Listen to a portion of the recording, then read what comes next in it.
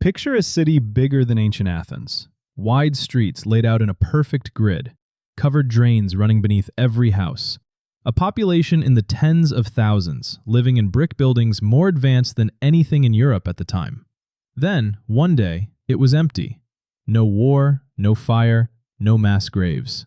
Just silence, and a city left standing for 3,000 years with almost no one left to explain why. Most people who've heard of this place assume it means one thing: catastrophe. A flood, an invasion, even a burst of radiation. The internet loves that one. A single violent night that ended everything at once. But that's not quite right, and the real answer is far stranger than a disaster movie. This city didn't die in a night. It was left, slowly, on purpose, by people who simply stopped believing it was worth staying.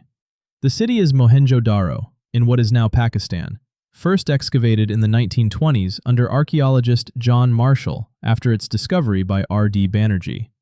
It belonged to the Indus Valley Civilization, one of the ancient world's largest urban cultures, and yet no palace has ever been found there.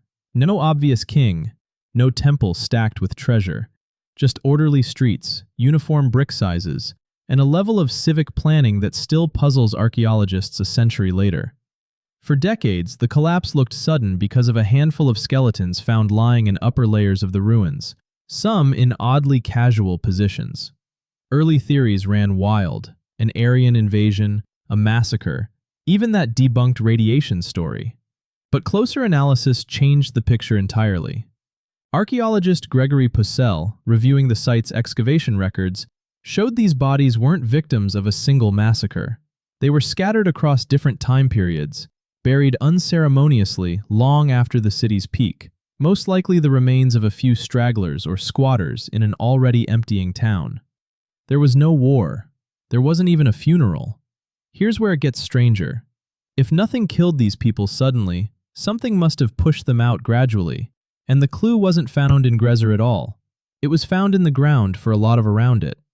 In 2012, geologist Liviu Gheosan and colleagues published research in the Proceedings of the National Academy of Sciences, mapping the ancient river systems that once fed the region. They found that the monsoon rains driving the Indus Valley's rivers had been quietly weakening for centuries. The Ghaggar-Hakra river system, which cities like Mohenjo-Daro depended on, was drying into disconnected pools and seasonal trickles. That means the end of this civilization wasn't an event, it was a slope. Harvests would have shrunk a little each year, trade routes would have thinned, and families, watching their neighbors leave for the wetter Ganges plains to the east, would have made the same calculation, one household at a time, until a city built for tens of thousands held only a few dozen holdouts wandering empty streets. And that's the part that unsettles historians the most.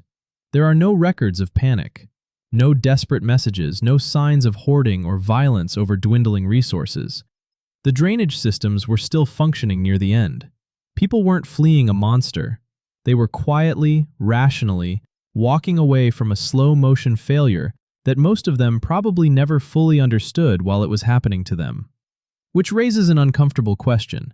If a civilization this advanced could watch its own foundation dissolve for centuries without ever naming what was happening, what makes you so certain you'd recognize the same kind of ending if you were living through the slow part of it right now? So here's what actually happened to the city that supposedly vanished overnight. It wasn't destroyed by war. It wasn't wiped out in a single catastrophic night.